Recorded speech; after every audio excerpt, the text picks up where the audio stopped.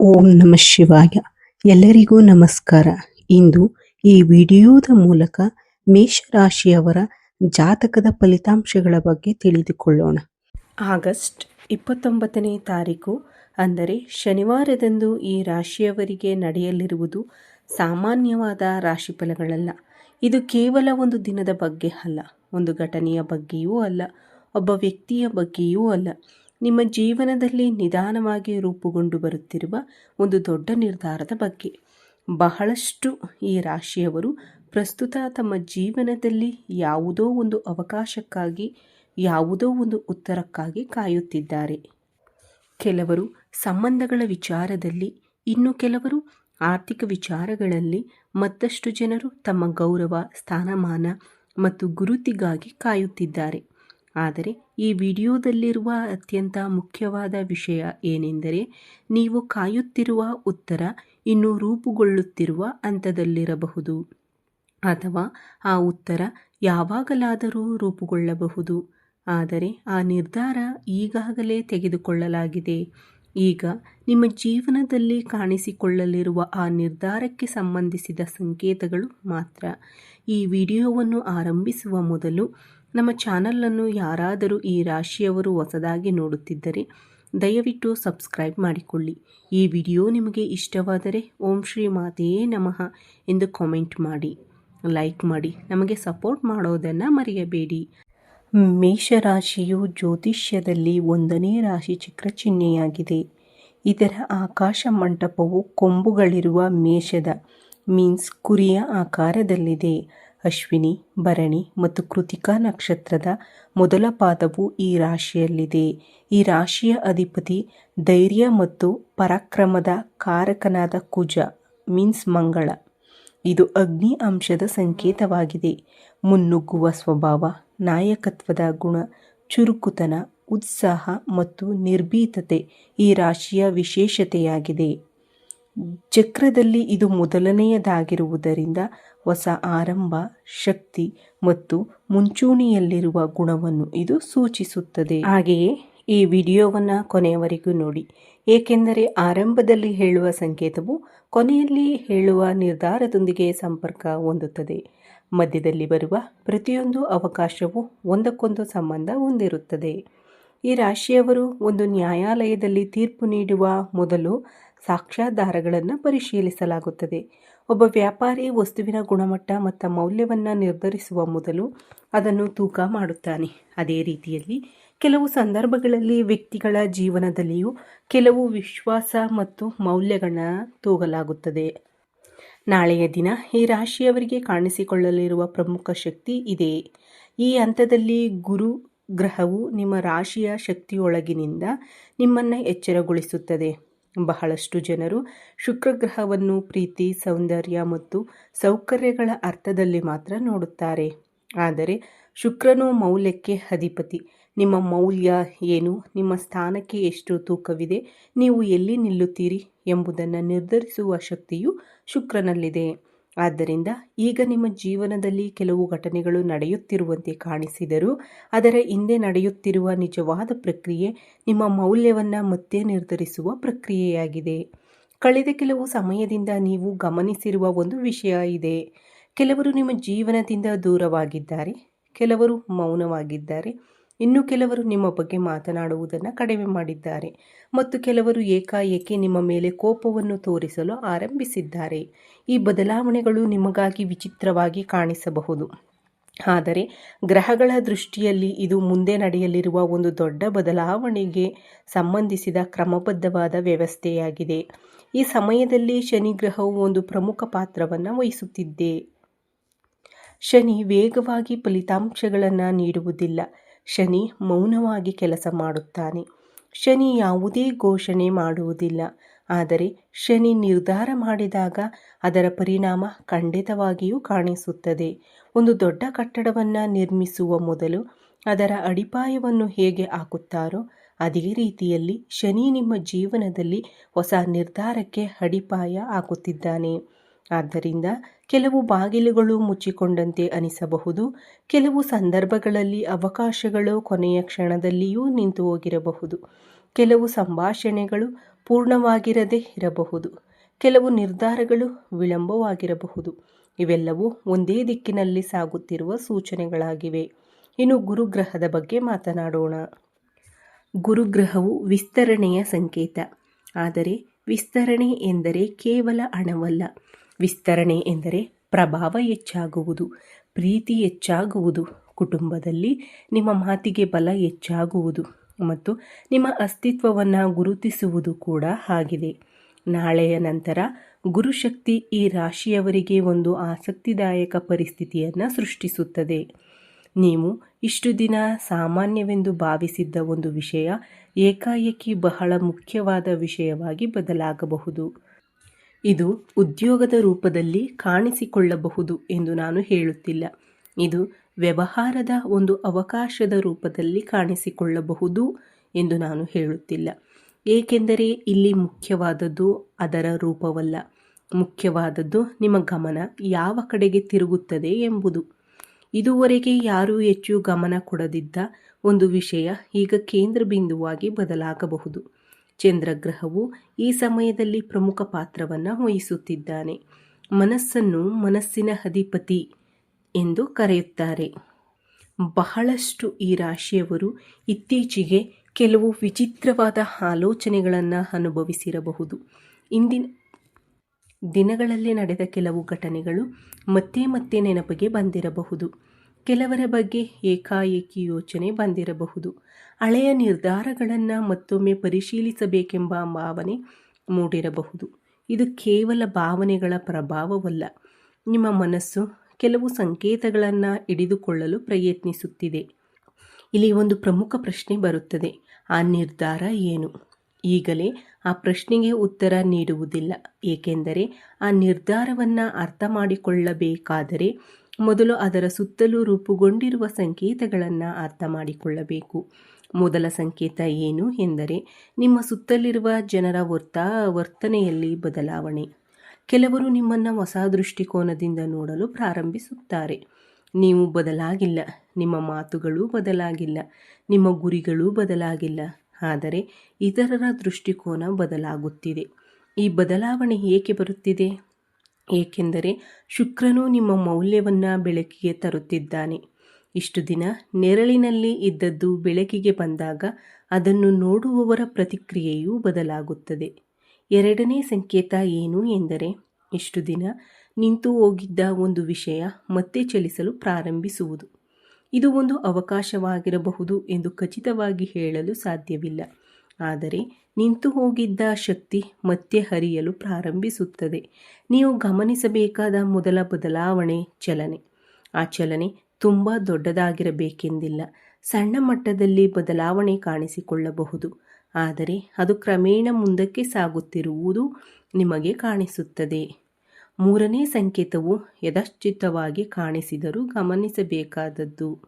ಒಂದು ಕನಸು, ಒಬ್ಬ ವ್ಯಕ್ತಿಯ ಹೆಸರು ಪದೇ ಪದೇ ಕೇಳಿಸಿಕೊಳ್ಳುವುದು, ಒಂದು ಹಳೆಯ ನೆನಪು ಮತ್ತೆ ಬರುವುದು, ಒಂದೇ ವಿಷಯ ಮತ್ತೆ ಮತ್ತೆ ನಿಮ್ಮ ಮುಂದೆ ಎದುರಾಗುವುದು. ಇವೆಲ್ಲವೂ ಸಾಮಾನ್ಯ ಘಟನೆಗಳಂತೆ ಕಾಣಬಹುದು. ಆದರೆ ಜ್ಯೋತಿಷ್ಯ ದೃಷ್ಟಿಯಲ್ಲಿ ಇವು ಗಮನ ಕೊಡಬೇಕಾದ ಸಂಕೇತಗಳಾಗಿವೆ. ಇಲ್ಲಿ ಬಹಳಷ್ಟು ಜನರು ಒಂದು ತಪ್ಪು ಮಾಡುತ್ತಾರೆ. ಸಂಕೇತಗಳನ್ನು ನೋಡಿದ ತಕ್ಷಣ ಫಲಿತಾಂಶವನ್ನು ಊಹಿಸಲು ಪ್ರಾರಂಭಿಸುತ್ತಾರೆ. ಆದರೆ ಈ ರಾಶಿಯವರಿಗೆ ಈ ಹಂತದಲ್ಲಿ ಮಾಡಬೇಕಾದ ಕೆಲಸ ಊಹಿಸುವುದಲ್ಲ, ಗಮನಿಸುವುದು. ಏಕೆಂದರೆ ವಿಶ್ವವು ಮೊದಲು ಸಂಕೇತಗಳನ್ನು ಸೂಚಿಸುತ್ತದೆ, ನಂತರ ದಿಕ್ಕನ್ನು ತೋರಿಸುತ್ತದೆ, ಕೊನೆಯಲ್ಲಿ ಫಲಿತಾಂಶಗಳನ್ನು ಹೊರತರುತ್ತದೆ.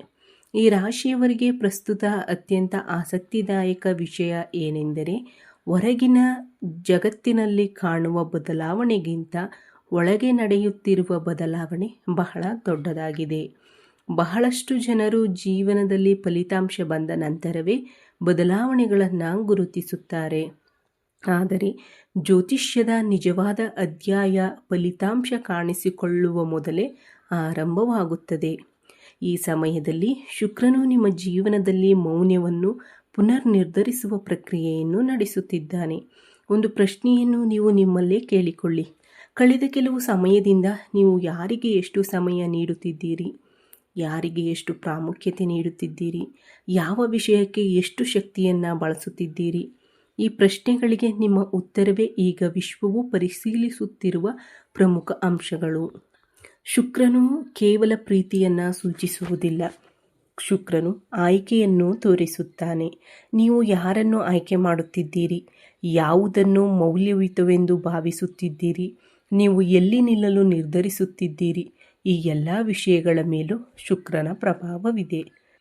ಆದ್ದರಿಂದ ಈಗ ನಿಮ್ಮ ಜೀವನದಲ್ಲಿರುವ ಕೆಲವರು ನಿಧಾನವಾಗಿ ತಮ್ಮ ನಿಜವಾದ ಸ್ವಭಾವವನ್ನು ಹೊರಗೆ ತೋರಿಸುತ್ತಿದ್ದಾರೆ. ಇಷ್ಟು ದಿನ ಒಂದೇ ರೀತಿಯಲ್ಲಿ ಕಾಣಿಸಿಕೊಂಡಿದ್ದವರು ಈಗ ಬೇರೆ ರೀತಿಯಲ್ಲಿ ಕಾಣಿಸಿಕೊಳ್ಳಬಹುದು. ಇಷ್ಟು ದಿನ ನಿಮಗೆ ಹತ್ತಿರವಾಗಿದ್ದವರು ಈಗ ದೂರವಾಗುತ್ತಿರುವಂತೆ ಅನಿಸಬಹುದು. ಮತ್ತೊಂದೆಡೆ ಕೆಲವರು ಏಕಾಏಕಿ ನಿಮಗೆ ಹತ್ತಿರವಾಗಬಹುದು. ಇದು ಕೇವಲ ವ್ಯಕ್ತಿಗಳ ಬದಲಾವಣೆಯಲ್ಲ, ಇದು ನಿಮ್ಮ ದೃಷ್ಟಿಕೋನದಲ್ಲಿ ಆಗುತ್ತಿರುವ ಬದಲಾವಣೆ. ಶುಕ್ರನು ಒಂದು ಬೆಳಕಿನಂತೆ ಕೆಲಸ ಮಾಡುತ್ತಿದ್ದಾನೆ. ಆ ಬೆಳಕು ಎಲ್ಲಿ ಬೀಳುತ್ತದೆಯೋ ಅಲ್ಲಿ ನಿಜವಾದ ಸ್ವರೂಪ ಹೊರಗೆ ಬರುತ್ತದೆ. ಈಗ ಶನಿ ಗ್ರಹದ ಕಡೆಗೆ ಗಮನ ಹರಿಸೋಣ. ಶನಿಯ ಬಗ್ಗೆ ಬಹಳಷ್ಟು ಜನರಿಗೆ ಒಂದು ತಪ್ಪು ಕಲ್ಪನೆ ಇದೆ. ಶನಿ ಎಂದರೆ ಕಷ್ಟಗಳು ಮಾತ್ರ ಎಂದು ಕೆಲವರು ಭಾವಿಸುತ್ತಾರೆ. ಆದರೆ ಶನಿಯ ನಿಜವಾದ ಸ್ವಭಾವ ಶಿಸ್ತು. ಶನಿ ಒಬ್ಬ ಗುರು. ಆತ ಪ್ರಶ್ನೆ ಕೇಳುತ್ತಾನೆ, ಆ ಪ್ರಶ್ನೆಗೆ ಉತ್ತರವನ್ನು ನಿಮ್ಮಿಂದಲೇ ಕೊಡಿಸುತ್ತಾನೆ. ಈ ಸಮಯದಲ್ಲಿ ಶನಿ ಈ ರಾಶಿಯವರಿಗೆ ಕೇಳುತ್ತಿರುವ ಪ್ರಶ್ನೆ ಬಹಳ ವಿಶೇಷವಾದದ್ದು. ನಿಮ್ಮ ಜೀವನದಲ್ಲಿ ನಿಜವಾಗಿಯೂ ಮುಖ್ಯವಾದದ್ದು ಯಾವುದು? ಈ ಪ್ರಶ್ನೆಗೆ ನೀವು ಮಾತುಗಳಿಂದ ಉತ್ತರಿಸುವುದಿಲ್ಲ, ನಿಮ್ಮ ಕಾರ್ಯಗಳಿಂದ ಉತ್ತರವನ್ನು ಕೊಡಲಿದ್ದೀರಿ. ಪ್ರತಿದಿನ ನೀವು ಎಲ್ಲಿದ್ದೀರಿ? ಯಾರೊಂದಿಗೆ ಮಾತನಾಡುತ್ತಿದ್ದೀರಿ? ಯಾವ ಗುರಿಗಾಗಿ ಪ್ರಯತ್ನಿಸುತ್ತಿದ್ದೀರಿ? ಯಾವ ವಿಷಯವನ್ನು ಬಿಟ್ಟು ಬಿಡುತ್ತಿದ್ದೀರಿ? ಇವೆಲ್ಲವೂ ಶನಿಗೆ ನಿಮ್ಮ ಉತ್ತರಗಳಾಗಿವೆ. ಶನಿ ಈಗ ನಿಮ್ಮ ಜೀವನದಲ್ಲಿ ಕೆಲವು ಪರೀಕ್ಷೆಗಳನ್ನು ಸೃಷ್ಟಿಸುತ್ತಿದ್ದಾನೆ. ಆದರೆ ಇವು ಇಂದಿನ ರೀತಿಯ ಪರೀಕ್ಷೆಗಳಲ್ಲ. ಇವು ಕೇವಲ ತಾಳ್ಮೆಯ ಪರೀಕ್ಷೆಗಳೂ ಅಲ್ಲ. ಇವು ಸ್ಪಷ್ಟತೆಯ ಪರೀಕ್ಷೆಗಳು. ಯಾರನ್ನು ನಂಬಬೇಕು? ಎಲ್ಲಿ ನಿಲ್ಲಬೇಕು? ಎಲ್ಲಿ ಮುಂದೆ ಹೋಗಬೇಕು? ಯಾರೊಂದಿಗೆ ಮುಂದುವರಿಯಬೇಕು? ಯಾರನ್ನು ಹಿಂದೆ ಬಿಟ್ಟು ಬಿಡಬೇಕು? ಈ ಎಲ್ಲ ಪ್ರಶ್ನೆಗಳು ಈಗ ಒಂದೇ ದಿಕ್ಕಿನಲ್ಲಿ ಸಾಗುತ್ತಿವೆ. ಇನ್ನು ಗುರುಗ್ರಹದ ಬಗ್ಗೆ ಮಾತನಾಡೋಣ. ಗುರು ಈ ಸಮಯದಲ್ಲಿ ಕೇವಲ ವಿಸ್ತರಣೆಯನ್ನು ನೀಡುತ್ತಿಲ್ಲ, ನಿಮ್ಮ ದೃಷ್ಟಿಕೋನವನ್ನೇ ವಿಸ್ತರಿಸುತ್ತಿದ್ದಾನೆ. ಹಿಂದೆ ನೀವು ಒಂದು ಪರಿಸ್ಥಿತಿಯನ್ನು ಒಂದು ದೃಷ್ಟಿಕೋನದಲ್ಲಿ ನೋಡಿದ್ದೀರಿ. ಈಗ ಅದೇ ಪರಿಸ್ಥಿತಿಯನ್ನು ಮತ್ತೊಂದು ದೃಷ್ಟಿಕೋನದಲ್ಲೂ ನೋಡಬಹುದು. ಹಿಂದೆ ಒಬ್ಬ ವ್ಯಕ್ತಿಯ ಬಗ್ಗೆ ನಿಮ್ಮ ಅಭಿಪ್ರಾಯ ಒಂದು ರೀತಿಯದ್ದಾಗಿತ್ತು. ಈಗ ಆ ಅಭಿಪ್ರಾಯ ಬದಲಾಗಬಹುದು. ಹಿಂದೆ ಒಂದು ಅವಕಾಶವನ್ನು ಸಾಮಾನ್ಯವೆಂದು ಭಾವಿಸಿದ್ದೀರಿ. ಈಗ ಅದರ ಹಿಂದೆ ಅಡಗಿರುವ ಮೌಲ್ಯ ನಿಮಗೆ ಕಾಣಿಸಬಹುದು. ಇದು ಕೇವಲ ಗುರುವಿನ ಪ್ರಭಾವವಲ್ಲ. ಗುರು ನಿಮ್ಮ ಮುಂದೆ ಹೊಸ ಮಾಹಿತಿಯನ್ನು ತರುವುದಕ್ಕಿಂತ ಈಗಾಗಲೇ ನಿಮ್ಮ ಬಳಿ ಇರುವ ಮಾಹಿತಿಯನ್ನು ಹೊಸ ದೃಷ್ಟಿಕೋನದಿಂದ ನೋಡುವಂತೆ ಮಾಡುತ್ತಿದ್ದಾನೆ.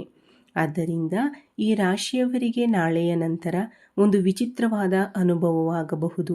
ಇಷ್ಟು ದಿನ ಇದು ನನ್ನ ಮುಂದೆಯೇ ಇತ್ತು, ಆದರೆ ನಾನು ಇದನ್ನು ಏಕೆ ಗಮನಿಸಲಿಲ್ಲ ಎಂಬ ಭಾವನೆ ಬರಬಹುದು.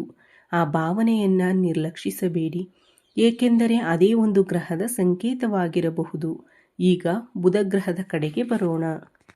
ಬುಧನು ಮಾಹಿತಿಯ ಅಧಿಪತಿ, ಸಂವಹನದ ಅಧಿಪತಿ, ಸಂದೇಹಗಳಿಗೂ ಅಧಿಪತಿ. ಈ ಸಮಯದಲ್ಲಿ ಬುಧನು ಬಹಳ ಮೌನವಾಗಿ ಕೆಲಸ ಮಾಡುತ್ತಿದ್ದಾನೆ. ಒಂದು ಮಾಹಿತಿ ನಿಮ್ಮ ಬಳಿಗೆ ತಲುಪಬಹುದು, ಒಂದು ಮಾತು ನಿಮ್ಮ ಕಿವಿಗೆ ಬೀಳಬಹುದು. ಒಬ್ಬ ವ್ಯಕ್ತಿ ಹೇಳುವ ಒಂದು ಸಣ್ಣ ವಾಕ್ಯ ನಿಮ್ಮ ಆಲೋಚನೆಯನ್ನೇ ಸಂಪೂರ್ಣವಾಗಿ ಬದಲಾಯಿಸಬಹುದು. ಅದು ದೊಡ್ಡ ಘೋಷಣೆಯಾಗಿರಬೇಕೆಂದಿಲ್ಲ, ಅದು ಸುದ್ದಿಯಲ್ಲಿ ಬರುವಂತಹ ದೊಡ್ಡ ವಿಷಯವೂ ಆಗಿರಬೇಕೆಂದಿಲ್ಲ, ಆದರೆ ನಿಮ್ಮ ಜೀವನದಲ್ಲಿ ಹೊಸ ದಿಕ್ಕನ್ನು ಆರಂಭಿಸುವಂತಹ ಮಾಹಿತಿಯಾಗಿರಬಹುದು. ಇಲ್ಲಿ ಬಹಳಷ್ಟು ಜನರು ಗಮನಿಸದೆ ಹೋಗುವ ಒಂದು ವಿಷಯವಿದೆ. ನಿಮ್ಮ ಜೀವನವನ್ನು ಬದಲಾಯಿಸುವ ವಿಷಯಗಳು ಯಾವಾಗಲೂ ದೊಡ್ಡ ಶಬ್ದದೊಂದಿಗೆ ಬರುವುದಿಲ್ಲ. ಕೆಲವೊಮ್ಮೆ ಒಂದು ಸಣ್ಣ ವಾಕ್ಯ ಸಾಕಾಗುತ್ತದೆ, ಒಂದು ಸಣ್ಣ ಅರಿವು ಸಾಕಾಗುತ್ತದೆ, ಒಂದು ಸಣ್ಣ ಗುರುತಿಸುವಿಕೆಯೂ ಸಹ ಸಾಕಾಗುತ್ತದೆ. ಈಗ ಕುಜಗ್ರಹದ ಕಡೆಗೆ ಬಂದರೆ, ಕುಜನು ಕ್ರಿಯೆಯ ಪ್ರತೀಕ. ಹಿಂದೆ ನೀವು ಯೋಚಿಸದಿದ್ದ ಕೆಲವು ವಿಷಯಗಳು ಈಗ ಕಾರ್ಯರೂಪಕ್ಕೆ ಬರುವ ಹಂತಕ್ಕೆ ಬರುತ್ತವೆ. ಅದರಲ್ಲಿ ಇಲ್ಲಿ ಒಂದು ವ್ಯತ್ಯಾಸವಿದೆ.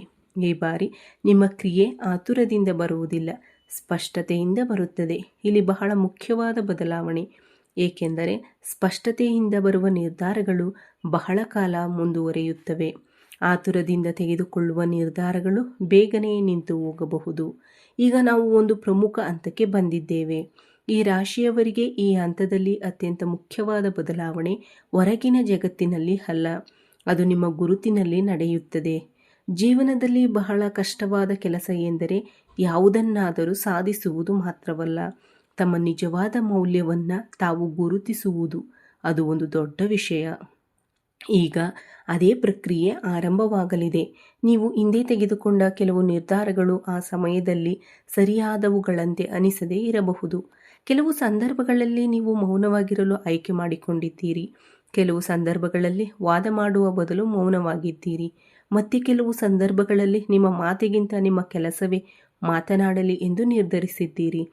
ಆ ನಿರ್ಧಾರಗಳ ಪರಿಣಾಮ ಈಗ ಒಂದರ ನಂತರ ಒಂದರಂತೆ ಹೊರಗೆ ಬರಬಹುದು. ಶುಕ್ರ ಗ್ರಹವು ಈಗ ನಿಮ್ಮ ಸಾಮಾಜಿಕ ವಲಯದ ಮೇಲೆ ಬೆಳಕನ್ನು ಹರಿಸುತ್ತಿದೆ.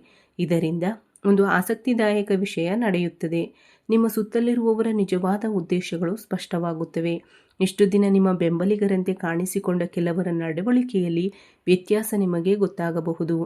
ಅದೇ ಸಮಯದಲ್ಲಿ ನೀವು ಹೆಚ್ಚು ಗಮನ ಕೊಡದಿದ್ದ ಕೆಲವರು ನಿಜವಾದ ಬಲವಾಗಿದ್ದಾರೆ ಎಂಬುದು ನಿಮಗೆ ಅರ್ಥವಾಗಬಹುದು. ಇದು ಕೇವಲ ಸಂದರ್ಭಗಳ ಬಗ್ಗೆ ಅಲ್ಲ, ಇದು ವಿಶ್ವಾಸದ ಬಗ್ಗೆಯೂ ಹೌದು. ಯಾರೊಂದಿಗೆ ಮುಂದೆ ಸಾಗಬೇಕು, ಯಾರೊಂದಿಗೆ ನಿಮ್ಮ ಸಮಯ ನೀಡಬೇಕು, ಯಾರೊಂದಿಗೆ ನಿಮ್ಮ ಆಲೋಚನೆಗಳನ್ನು ಹಂಚಿಕೊಳ್ಳಬೇಕು, ಈ ಪ್ರಶ್ನೆಗಳಿಗೆ ಉತ್ತರಗಳು ನಿಧಾನವಾಗಿ ನಿಮ್ಮ ಮುಂದೆ ಬರುತ್ತವೆ. ಈಗ ಚಂದ್ರನ ಪ್ರಭಾವ ಇನ್ನಷ್ಟು ಆಳವಾಗಿ ಕೆಲಸ ಮಾಡುತ್ತದೆ. ಚಂದ್ರನು ಕೇವಲ ನೆನಪುಗಳನ್ನು ಮಾತ್ರ ಕದಲಿಸುವುದಿಲ್ಲ, ಚಂದ್ರನು ಅವುಗಳ ಅರ್ಥವನ್ನು ತೋರಿಸುತ್ತಾನೆ.